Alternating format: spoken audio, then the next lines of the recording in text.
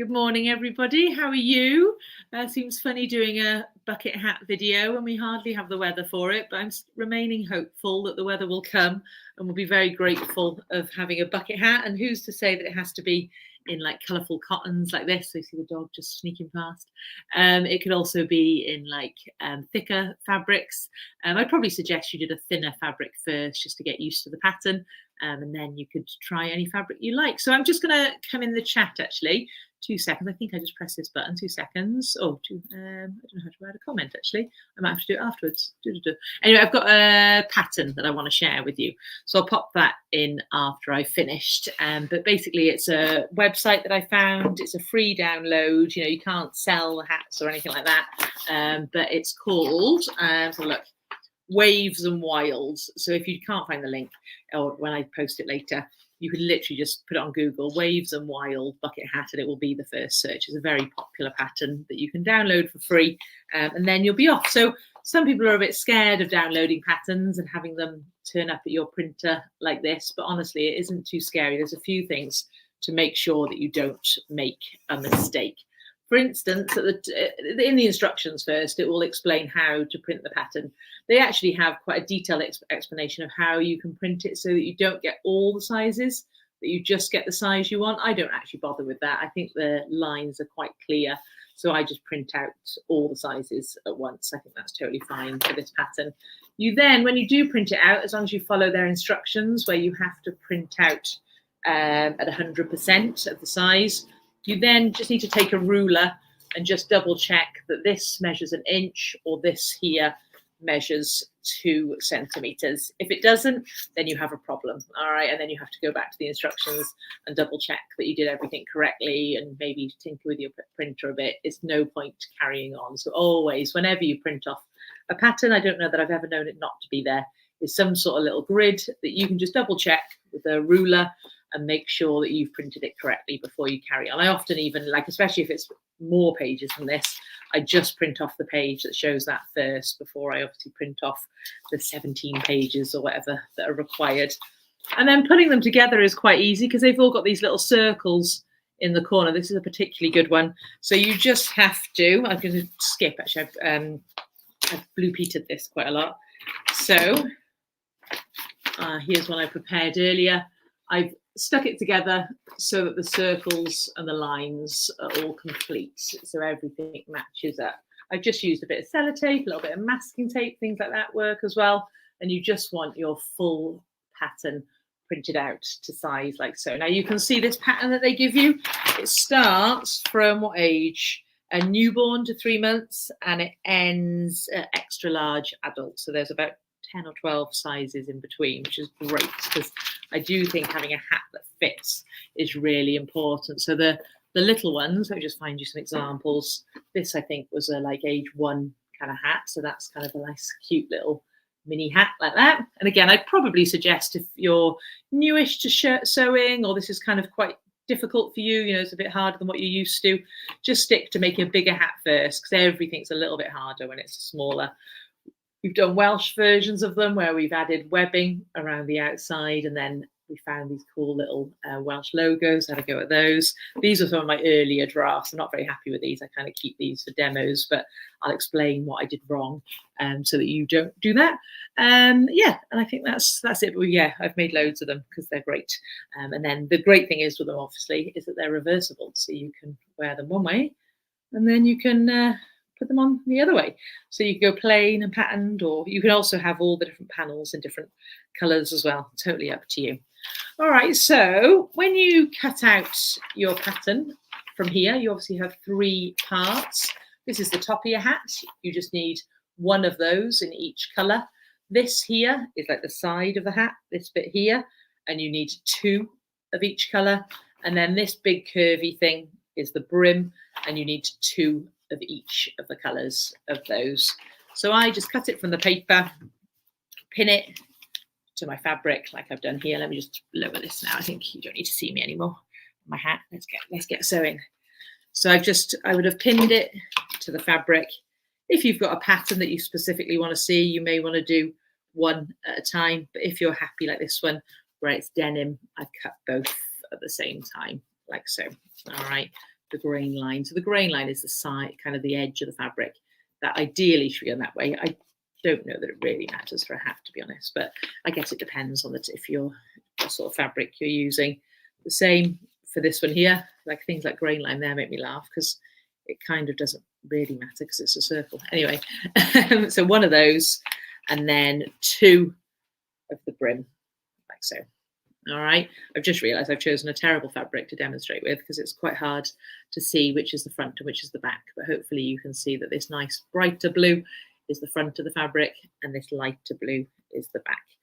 Now, the one thing that I made a mistake of with these first ones that I made was that this is really floppy and it doesn't hold its structure. So even if I use denim now, I always use some interfacing. You can decide what weight interfacing you have. Maybe you hopefully have some at home, but I do think it is worth adding. So basically, you just cut out the same size as your pattern, some interfacing. I've got some black stuff here, and I've just placed it down so the rough, sticky side is facing the back of my fabric. So that's the front for later. All right. So this is just going to stiffen the brim up a little. One thing we often do here, I don't know if I've got one on here actually, on my little trolley. I don't know if I have. No, is we often use Teflon sheets. That's quite a good way when you're doing something like interfacing, because maybe you don't have to totally not see me. Here we go. Teflon sheets are quite handy for not damaging your iron and not damaging your ironing board, because these are obviously quite sticky. So I just, those irons, the ones that you get for the oven, we use those here, but they must be on the other trolley. So yeah, I'm going to trust myself to iron it onto the surface there. So that pattern, when you download it, it'll come with instructions. So this is just me kind of doing a video version of those, because I'm not very good at following written patterns. I find it quite stressful. I need to see someone do it to understand things. So on both parts of the brim, and I would only, depending again on the fabric you've chosen, but generally I think it's only necessary on one side. So you don't want it really, really thick, but it depends on what you want. This is one of those things, as you can tell from how many I've made, is once you've made one, you want to make loads of them. So you might find that you'll get a little production line going, and it'll be the gift of the year. So then I put the two good sides together. So that's my bright blues facing each other. Now the really important thing with this, oh sorry, my mouse is here, 2 seconds. And the really important thing with this project is that you use a 10 mil seam allowance. If you start doing different size seam allowances, then everything won't fit together. It's a small project. It is really important that you get your seam allowances correct. So I'm just going to sew that. I'll lower this so you can see. So on your sewing machine, there's a bunch of numbers, and as long as your needle is in the middle, and if it's not, put it there. You've got the number. I've got the numbers 10, 15, 20. I'm trying to remember what an inch it is. I think it's like 3/8 of an inch. I'm not very good at my inches. I think that must be right. 3/8 of an inch. So yeah, 10 mil, 1 centimetre away. And I'm just making sure that the edge of the fabric is along that 10 line. So therefore, when I sew it, it'll be 1 centimetre away from the edge, or 10 mil. Forward and reverse.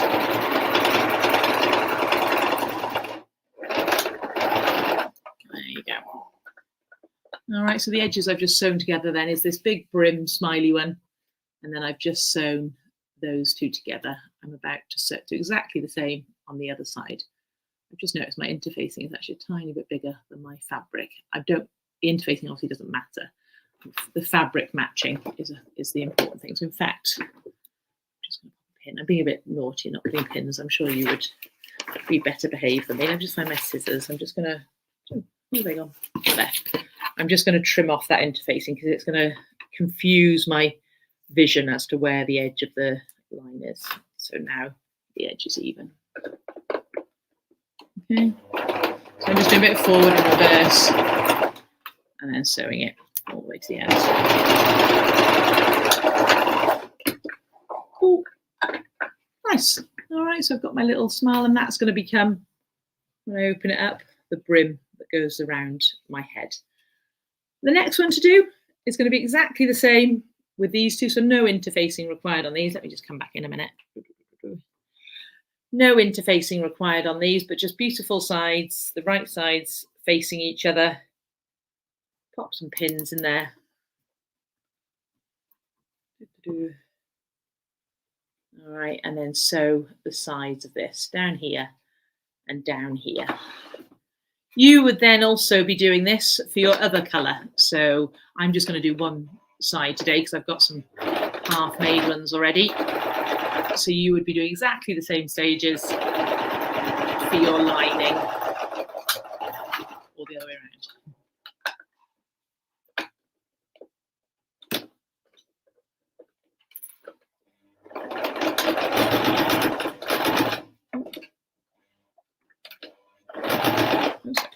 Bunching up a bit. Let me just start a bit lower. I think maybe just because the fabric was a bit thick. Just check if nothing's wrong with the machine.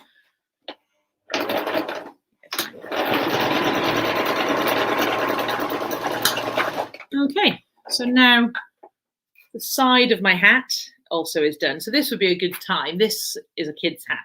This shouldn't fit me. If it does fit me, then we have a problem. So let's have a look. Yeah, it's a bit small, but that's a good time to check and see if your hat fits you. So then before you carry on with all the hard work, you could, that's the important part. So hopefully that would fit. I think I did a age 7 to 12 child. So that should be fine for them because it's way too small for me, which is good. My hat back on. Right. Hi, Catherine, how you doing? Like my hat. So we now need to put the two things together. All right. So we've got this one. This is important that you know that this wider part, this bottom part here, is the bit that goes over your head. So the narrower part is where the circle, the top of the hat's going to go, like so. All right. So I'm just going to lower the camera again. Thanks, Catherine. I'm just going to show you how we pin it so that it's kind of less confusing. So I just need to do my own head how I'm doing. Got distracted by lovely Catherine being there. Say hi to her. So yes, okay. So I need to put the narrower part facing up, the wider part at the bottom, pop the hat on top, like so. And then I'm going to be pinning it, but I'm going to be pinning it up towards the top. And I'll show you why. Basically, later on, that's really handy. So I'm just going to turn him over, actually be easier this way. And I'm going to pin it all the way around. So I'm pinning, so on the table now is the circle.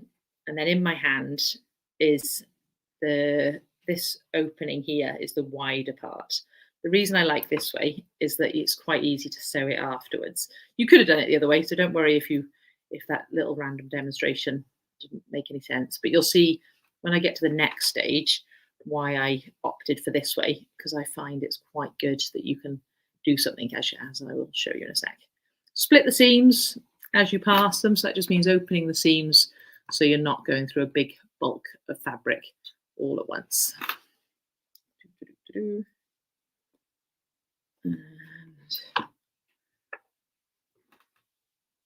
so yeah, let us know where you're going to wear your hats if you make them, if you're going to make a whole family set of them so you all get to match. I'm sure your family will love that. There we go.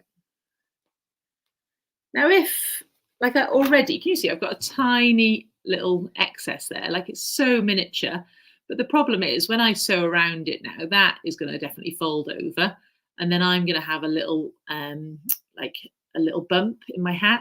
So what I might do, like I think I did 10 mil, but I'm going to go a tiny bit further in on there, and then that should mean that tiny little bump will disappear.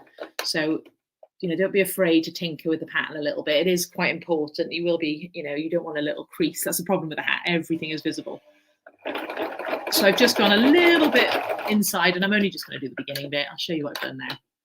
You see, I've just, maybe it's clearer on that side. I've done a tiny bit extra there, which was about the size of that tiny bump. And then it's a bit of a cheat, to be honest, but I'm not the best cutter. So it will help make sure that when I now sew it all together, that it's flat all the way around. Yeah, that seems right. So that weird way that I do things is because I like this now, is what I then do is I lower all the excess fabric. So this isn't in the instructions, by the way, that you get with the pattern download. So you feel free to use the way that they suggest, but I just have found that I quite like having everything flat like this. So I've just put one pin on the excess bit of fabric there, and now I can just go around in a circle. The thing I need to be careful of as I go around in this circle is one, that these seams, I need to put a better pin there actually, that these seams get flattened as I pass them, like so. All right, and then also that I don't get any puckers of fabric, so I need to take it quite slowly. You can start absolutely anywhere and you can finish, you just need to finish at the same place. You're going to go all the way around the full circle, and again trying to keep to that 10 mil distance away. 2 seconds. My come out, I think, when I was messing around with it earlier.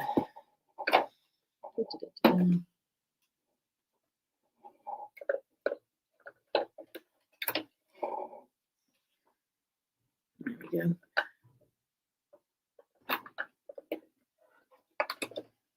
Right. Back. So 10 mil away from the edge, just a little forward and reverse at the beginning, and then off I go all the way around, trying to keep all the layers nice and flat.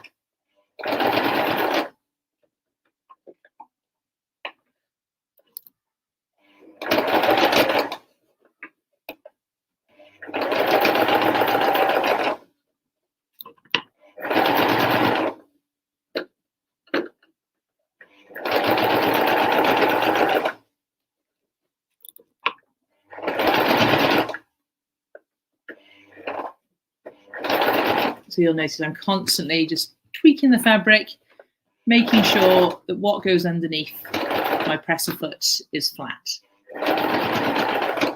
So this is why I suggested don't start small. I do think it's harder if you make a small hat. So this is, you know, even now me doing an age 7 to 12 is a little bit harder than if I was to do an adult's extra large. But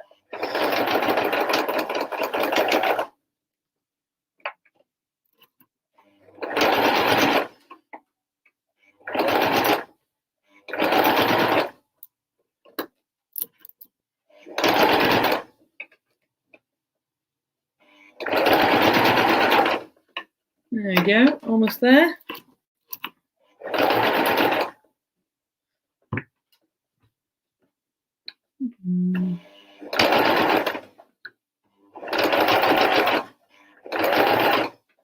It's that tiniest little bump at the end, tiniest. What would probably be a good idea would be to start your sewing near a seam. So look, honestly, it's like, I think I can flatten it, the tiniest little bump there. So it's going to be fine. But maybe actually if I started my sewing near a seam, at least then I could maybe adjust that seam so that it went all the way in. Some bad sewing, actually, not a great circle, but you get the idea. Pressure.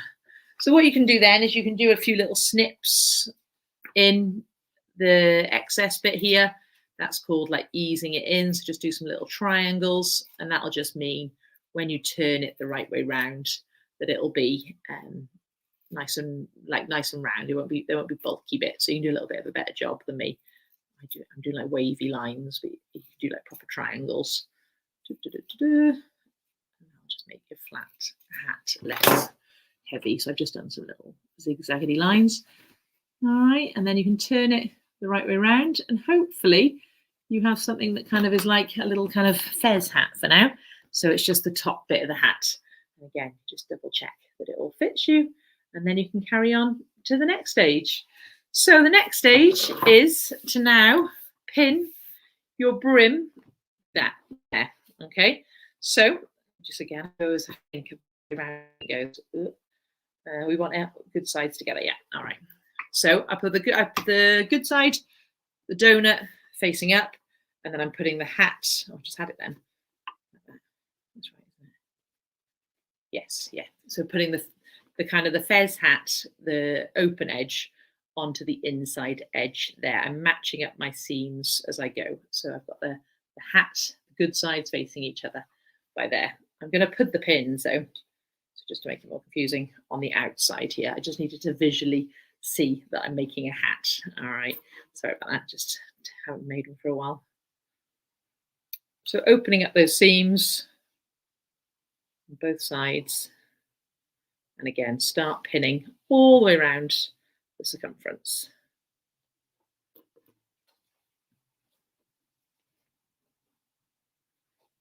Now this takes a while. Let me just see. I've got loads here that are like half made. Yeah, here we go.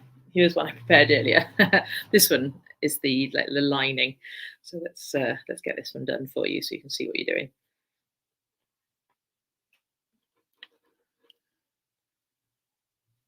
Right. Just putting a couple of extra pins in it. There you go, because the pinning takes like as long as anything else. So what I do for this bit is I remove the bottom bit of my sewing machine, like so. Let's try and get a better angle, like so. So it's a little bit narrower, the base plate, because what I find is quite useful is if you slot your hat underneath your sewing machine like that, and then there's no drama that you could accidentally sew through everything. What I'm going to do then is just sew that entire line. So I didn't learn from my mistake from last time. Probably start near a seam would be good. And then at least you can make any changes if you have made a little bit of a boo-boo with either the cutting or the toenail. So all the way around.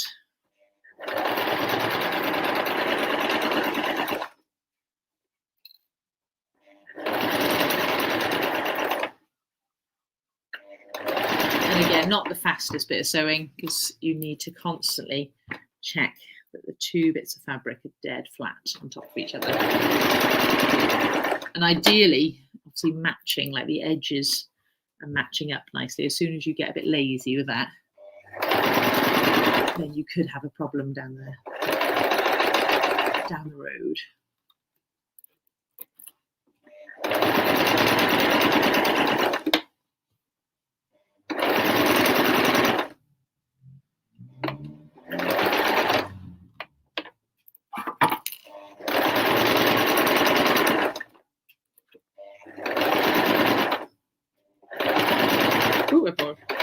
I was in the zone there. I hadn't realised I'm back at the beginning. I overlapped myself. Here we go. Right. So that's that. So now we have. So now you would basically everything you've just done, you would repeat for your other colour. You would create your put your side to your top, and then put your brim to your side, and sew it all together like so. So then, forget that this is unfinished. You would have two hats like so. So let me just go back to my blue Peter because I have got, again, some more hats that have half been made. I need to finish some of these at some point. It's generally where I've like been playing around with things. So the interfacing is a bit weird on this one, but you get the idea. I cut them much nicer now. So all you're going to do then is pin the two hats together. So let's just go down here. Just check this. So take again the two seams, make sure they're split so you haven't got a bulk of fabric, and then you're going to pin the whole circumference of the two circles together. Oh, by the way, hopefully it's quite obvious, but it's the beautiful sides facing each other. All right, so the right sides are facing in, and then the ugly sides are facing out. The wrong sides are facing out. Just going to go around with a load of pins on the outside. Again, I'm being quite stingy with my pins, but I obviously don't want to keep you on here forever. So feel free to take a little bit longer or use pegs if you prefer pegs. So.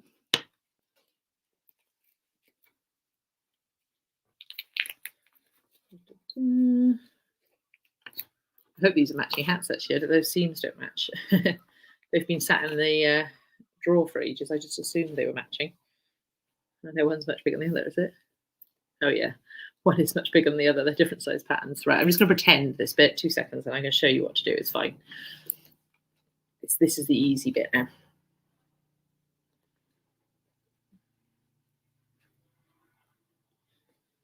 Okay, let's pretend, yeah, they're different size patterns, unfortunately. So what you've got then is you've got nice, in theory, a nice 2 circles with all your hat in the center. To avoid any problems with any fabric getting caught, I gather all the stuff in the center, like so, and then I just put some pins or some pegs on it, just so that you only have those 2 layers of fabric. You've got no problem with any, excuse this bit sticking out. Like I said, I think they're different size patterns. What you're then going to do, I'll just show with a scissor, is you're going to sew like 80% of the circumference. Okay, so you're going to start anywhere, and then you're going to leave about a hand width, because that's where you're going to turn it out afterwards. Actually, the 10mm seam allowance isn't so important here, because maybe you don't want to have such a huge brim. You may want to think, I think the pattern has got quite a large brim on it. I quite like a large brim, but sometimes a man doesn't like such a big brim. So you may want to consider taking it shorter. Also, when you turn it out, you can always, obviously, if you're not happy and you feel like the brim is too big, you can always turn it back the wrong way and then go a little bit further inside that line. So I guess in ways you're best off going quite big first, turning it the right way around, trying it on, and then if you feel unhappy, you could turn it back and then make it a bit smaller the next time by going a little bit further in. So yeah, so you're just going to be forward and reverse. You're going to be going all the way around. I'll just pretend not to do it. Here we go. Like I said, these patterns unfortunately don't match. So you just be going wherever you think would be right as far as the brim you want, forward and reverse, and then taking it all the way round and stopping for a big enough hole. Like I said, we normally do about a hand width distance there, and then pulling that out. And then you birth, let me find my next one. Here we go. Then you birth the hat. So I've kind of cheated here a bit because I have done the next stage as well. All right, so when you pull it out, you have the hat, you can put it together. You will definitely need to give it a bit of an iron to get it all nice and flat. And whilst you're ironing it, you're going to need to kind of tuck in those edges that are open at the moment. This one has been top stitched already, so that just means that we've just gone round it. So you just put it in the on the sewing machine, maybe with your bed back together again now. You need a nice flat surface when you get to this bit. And then you're just going to forward and reverse, and then you're just going to do a full circle, really quite close to the edge. So that looks quite nice, but what you may want to do is then do the concentric circles. So that is, let me just show you on my hat here, is these little lines here. So just rows and rows and rows of straight lines. I'm just going to use pink on this black and white hat. It's only kind of a scrappy hat anyway. I think it'll actually look quite nice in pink. So what you'll find, you can do it as a circle and then stop and then move it in and do another circle and then stop. But you do get quite a lot of ends with that, obviously, and it does look a bit unneat if you're doing the reverse method. So what we have been doing is go forward and reverse to start. And the distance I am from that line that I did my, my first row, where I did my top stitching, I lost my words there. I'm the silver presser foot away from that. That's quite a good visual for me.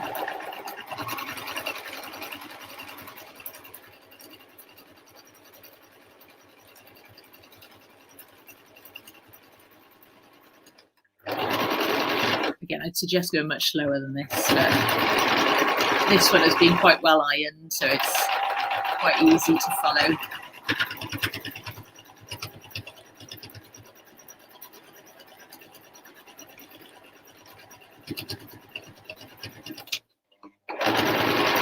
Okay, when I get to the end where my pink lines meet by here, rather than connect to that line, I'm going to go up to it, and then I'm going to shimmy off to the left, and I'm going to kind of go till my silver foot, there you go, goes along my first line, my first concentric circle. And then off I go again. So I'll show you what that looks like now. I can finish that off later, so I'll just quickly show you it. So you do get, like mine's bright pink, so I've kind of gone off and I've done this line. But if they all get done at the same place, it actually doesn't really matter.